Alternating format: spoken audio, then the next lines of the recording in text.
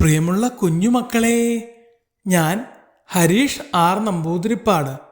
പ്രായപൂർത്തിയായി വാഹനം ഓടിക്കാനുള്ള ലൈസൻസ് കിട്ടാതെ ഒരിക്കലും വാഹനം ഓടിക്കരുത്. ഒരു കഥ കേൾക്കൂ. ദൊപ്പുവിൻ്റെ സ്കൂട്ടർ. ദൊപ്പുകുരങ്ങൻ പുതിയൊരു സ്കൂട്ടർ വാങ്ങി. ഇപ്പോൾ സ്കൂട്ടറിൽ കാട് ചുറ്റുകയാണ് അവൻ്റെ ജോലി. കിക്കിക്കി കിക്കി കിക്കി കിക്കിക്കി കിക്കിക്കി കിക്കിക്കി കിക്കി, ദൊപ്പു വരുന്നേ ദൊപ്പു വരുന്നേ, സ്കൂട്ടറിലേറി ചെറി പാഞ്ഞ് ദൊപ്പു വരുന്നേ എന്ന് പറഞ്ഞ് അവൻ പാഞ്ഞു നടന്നു. അമ്മക്കുരങ്ങ് പറഞ്ഞു, അരുത് മോനെ, വാഹനം ഓടിക്കാനുള്ള ലൈസൻസ് ഇല്ലാതെ ഇങ്ങനെ കറങ്ങി നടക്കരുത്. നിയമപാലകർ കണ്ടാൽ പ്രശ്നമാണ്.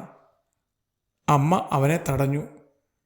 ചെറിയ കുട്ടികൾ വാഹനം ഓടിച്ചാൽ അപകട സാധ്യത കൂടുതലാണ്, മുത്തശ്ശനും പറഞ്ഞു. അവൻ വാശി പിടിച്ച് അമ്മാവനെ കൊണ്ട് വാങ്ങിപ്പിച്ചതാണ് സ്കൂട്ടർ. ചെറുപ്പത്തിലെ അച്ഛനെ നഷ്ടമായതിനാൽ വാത്സല്യ കൂടുതൽ കൊണ്ട് അമ്മ അവൻ്റെ വാശി സമ്മതിക്കുകയാണ് ചെയ്തത്. പക്ഷേ മകൻ രാവും പകലും വാഹനത്തിൽ കറങ്ങി നടന്നപ്പോൾ അമ്മയ്ക്ക് ആധിയായി. മോനെ, നീ ഇന്ന് പോണ്ട, തിരക്കുള്ള ദിവസമാണ്. രാവിലെ സ്കൂട്ടറുമായി ഇറങ്ങിയ മകനെ അമ്മ തടഞ്ഞു.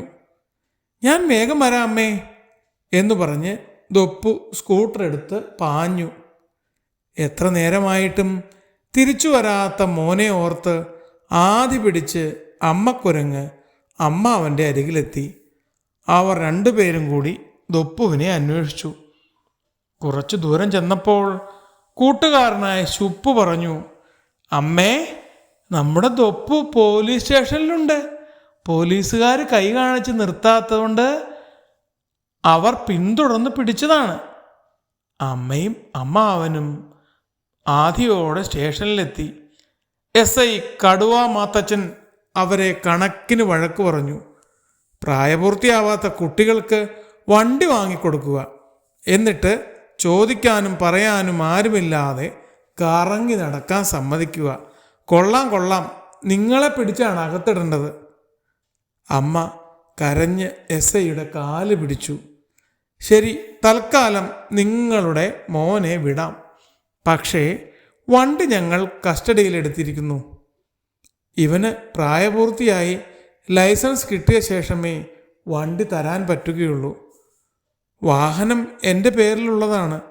ലൈസൻസുമായി വന്നാൽ തന്നുകൂടെ? അമ്മാവൻ കുരങ്ങ് ചോദിച്ചു. അത് വേണ്ട, നിങ്ങളൊക്കെ കൂടിയാണ് ഈ കുട്ടിയെ വഷളാക്കുന്നത്. ഇപ്പോൾ ഈ വണ്ടി ഇവിടെ നിന്ന് കൊണ്ടുപോയാൽ വീണ്ടും അത് പ്രായപൂർത്തിയാവാത്ത പയ്യൻ എടുത്ത് കറങ്ങി നടക്കും. അതുകൊണ്ട് വണ്ടി ഇവിടെ ഇരിക്കട്ടെ. സാരമില്ല, വണ്ടി കിട്ടിയില്ലെങ്കിലും മോന് അപകടമൊന്നും ഉണ്ടായില്ലല്ലോ എന്ന് പറഞ്ഞ് അമ്മ ആശ്വാസത്തോടെ ദൊപ്പുവിനെ സ്റ്റേഷനിൽ നിന്ന് ഇറക്കിക്കൊണ്ടു പോന്നു. നിരാശയോടെ ദൊപ്പുവും അമ്മയോടൊപ്പം മടങ്ങി.